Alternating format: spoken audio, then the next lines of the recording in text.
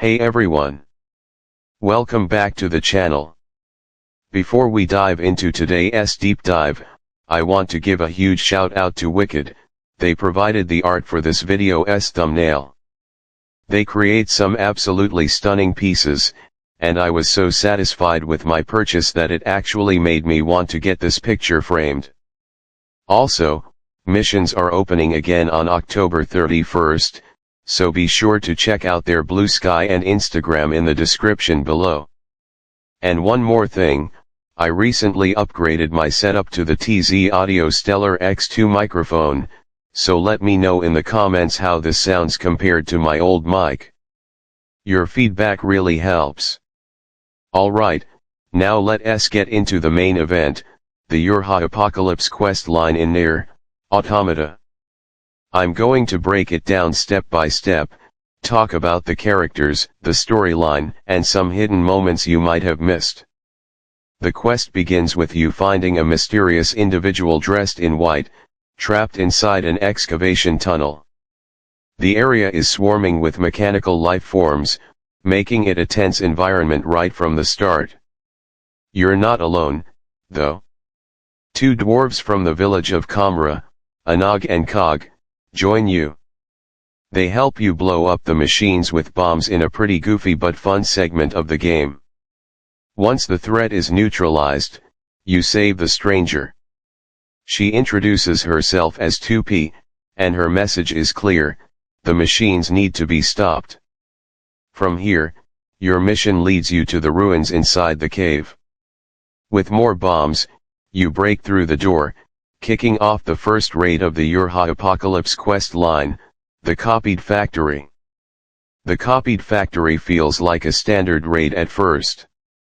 You'll explore, fight bosses, and navigate the maze-like environment, but the story doesn't progress much until the final encounter.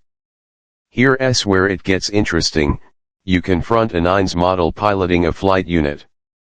He's determined to defeat 2P, revealing that he's been controlling the machines.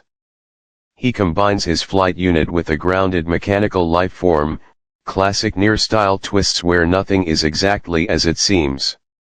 After an intense battle, 2P defeats NieR's, but he's not gone for good. You can feel the rage and emotion he carries, similar to how he fought A2 at the end of Automata. 2P, exhausted from the battle, barely manages to hold on, leaving Agar and khud curious about how both 2P and NieR's can be so human-like despite being mechanical. 2P also mentions that she needs to recover a key within the factory, an important part of her mission, adding more mystery to the story. One of the more haunting scenes in the Copied Factory is a room filled with 2B models. Seeing all of them like that made me immediately think about NieR's killing so many in the past. It's a subtle but chilling moment that adds depth to the storyline, showing the weight of the characters' actions and the moral gray zones they exist in. Humanity versus machines. Both 2P and NieR's blur the line between machine and human emotion. Their interactions highlight themes of identity, consciousness, and empathy. Storytelling through gameplay.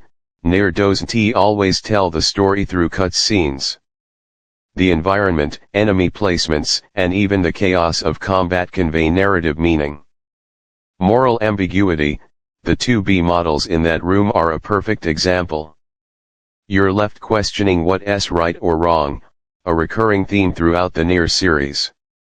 It's moments like these that make the Urha Apocalypse quest line not just a fun raid, but a narrative experience that sticks with you long after playing. So that's a full breakdown of the Urha Apocalypse quest line in NieR, Automata. From mysterious strangers to emotional battles and moral dilemmas, it's a quest that really captures the heart of the game. If you enjoyed this video, don't forget to like, subscribe, and hit the notification bell for more deep dives into your favorite games. And again, big thanks to khud for the amazing thumbnail art. Check them out in the description. Thanks for watching, and I'll see you in the next one. Previously, we saw 2P face off against NieR's in the Copied Factory, uncovering the mysteries of the mechanical chaos. But as always in NieR, nothing is ever as it seems. And Act 2 of the Urha Apocalypse quest line takes this even further. After recovering a mysterious device and fixing the pod, the device suddenly beeps towards Nines, hinting at even deeper secrets. Anog, always protective, decides to take Nines back with them, keeping it a secret from 2P, just in case she wakes up again. The pod confirms that the device is indeed the key 2P was searching for.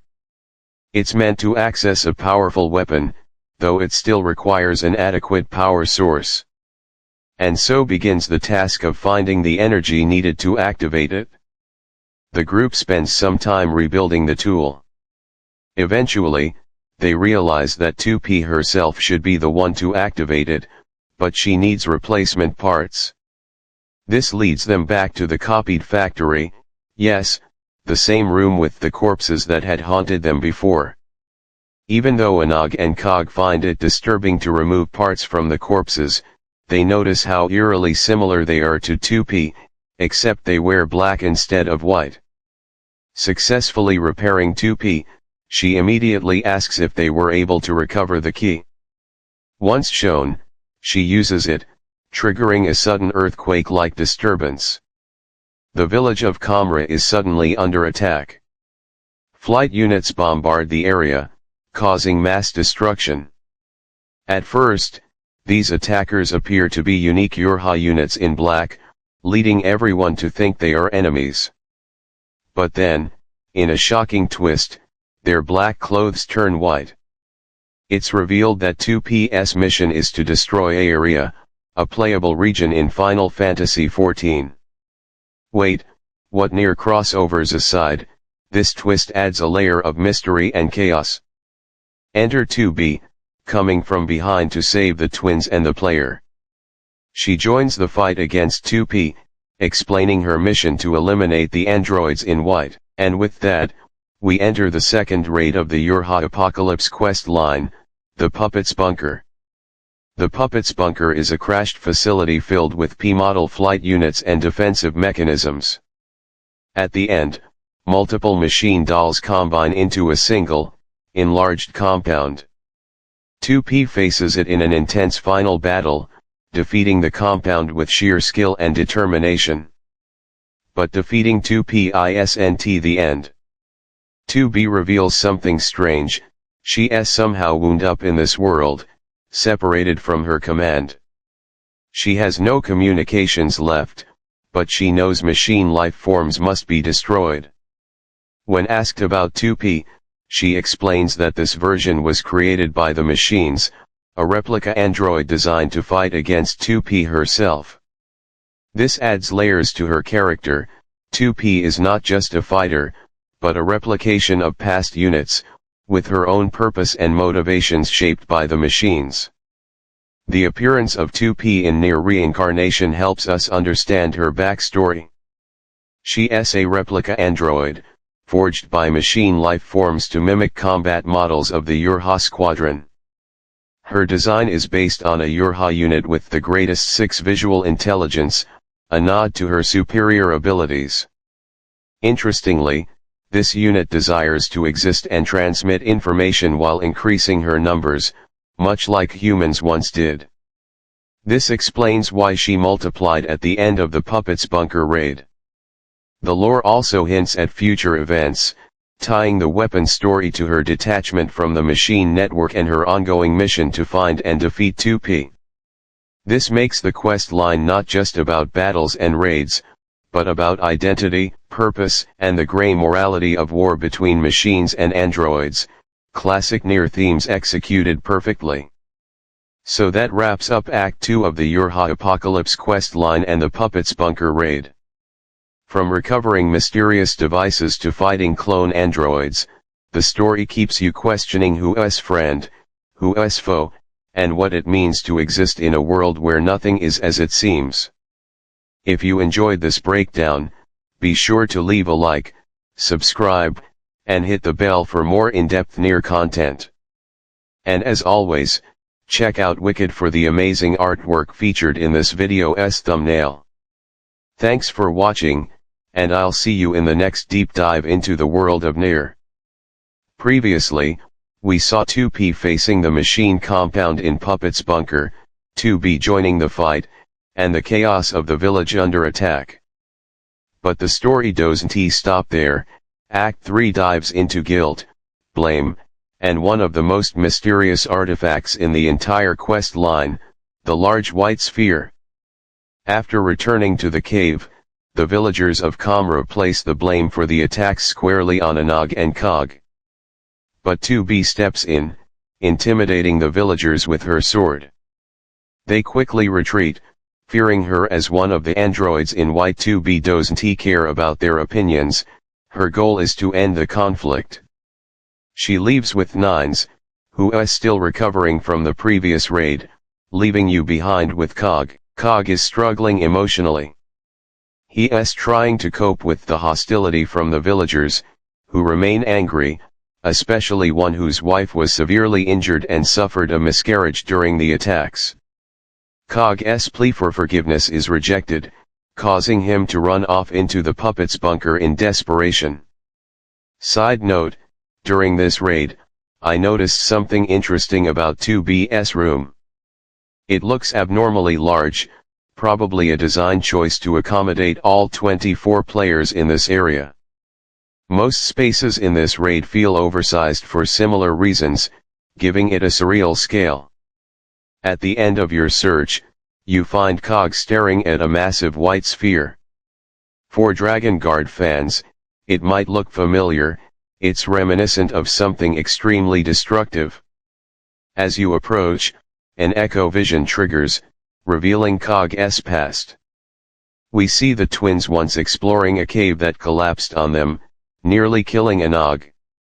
Khud wakes to find his sister next to the sphere, but now she can scan like Nines. While khud believes she is fine, there is something mischievous and unsettling about the sphere. And what about Agar? Did she survive, or is this a clone? NieR never makes it easy to tell the difference. For those unfamiliar with the legend, this sphere is tied to the seeds of destruction, sometimes confused with the seeds of resurrection worshipped by the cult of Watchers. The legend says entering the sphere opens a path to unknown humanity, but the truth is far darker. These seeds are remnants of the gods, tools signaling the end of the world. Anything that enters them evolves into a being bent on humanity's destruction. This adds stakes to the story. The sphere isn't just mysterious, it's an existential threat.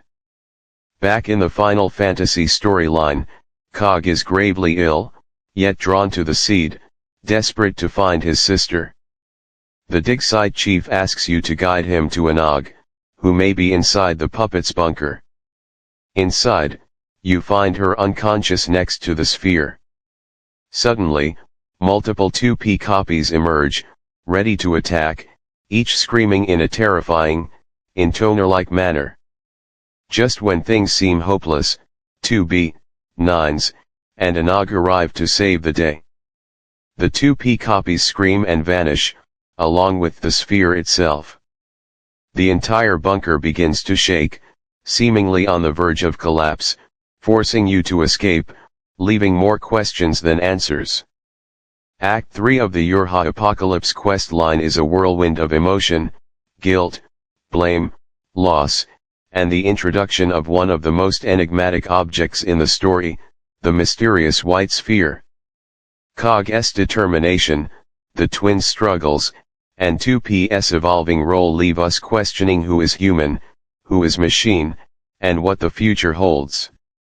In the next video, we'll dive deeper into the aftermath of this raid, the implications of the seeds of destruction, and how it all connects to the larger NieR universe. Don't forget to like, subscribe, and hit the bell to continue this journey with me. The story of the YoRHa Apocalypse is far from over. Previously, we explored khud's emotional struggles, the mysterious white sphere, and the chaos at Puppet's bunker. Now we move to the climactic finale of the YoRHa Apocalypse quest line, the final raid at the Tower of Paradigm's breach. This raid is by far the most visually and mechanically impressive of the three. Not only does it feature bosses from NieR Replicant, but it also includes nods to Drakengard, with unique mechanics and music. You'll see more P units transforming into Jack Ansel and Gretel, the Red Girls, complete with occasional jump scares. There's also hacking gameplay, adding a fun interactive layer. At the climax, the Red Girls fuse with the Seed of Destruction within a portal, creating a being called the False Idol, whose sole purpose is to end humanity. But the horror doesn't stop there. The False Idol then transforms into another creature resembling 2P herself, her inflorescence. This final boss is simultaneously beautiful and terrifying. The music blends Final Fantasy instrumentals with chimes of Drakengard's final boss themes, amazing and unsettling. Mechanics include using white and black rings to block attacks, with trains appearing as environmental hazards, reminiscent of life before the 612 incident. The combination of visuals, sound, and gameplay makes this battle unforgettable. After defeating her inflorescence, the portal in the sky remains. 2B and 9s try to stop it but fail. Anog, however, takes a heroic step. She entrusts you with a letter for khud, then sacrifices herself by entering the portal to stop it from the other side. 2B listens to Anog's audio data, revealing that all white-clothed androids and machines, including 2B and 9s, were brought into a area due to the Seeds of Destruction. Tub vows to store memories of the time spent together, calling them precious, and then disappears as well. You then return to tell khud what happened. Unsurprisingly, he struggles with the loss of Anog, who was inseparable from him. Giving him Anog's letter only confuses him further. Khud then asks you to deliver a watch he repaired for the dig site chief's wife, the last keepsake she has of her parents. Completing this task helps the chief, but khud remains emotionally torn. Even after delivering the watch, khud leaves a farewell letter and disappears. Over time, khud continues sending letters about the village, showing he still cares deeply. Eventually, he is reunited with Anog, who returns from the other world, finally allowing the twins to be together again, though the reunion is told second-hand by the village chief rather than seen directly by the player. And that concludes the YoRHa Apocalypse quest line. From mysterious devices and seeds of destruction to emotional sacrifices and reunions, this story masterfully blends gameplay, lore, and narrative. Thank you so much for watching this deep dive. Don't forget to let me know how this new microphone sounds, and check out Wicked for their amazing artwork. Links are in the description. Take care, and I'll see you in the next video.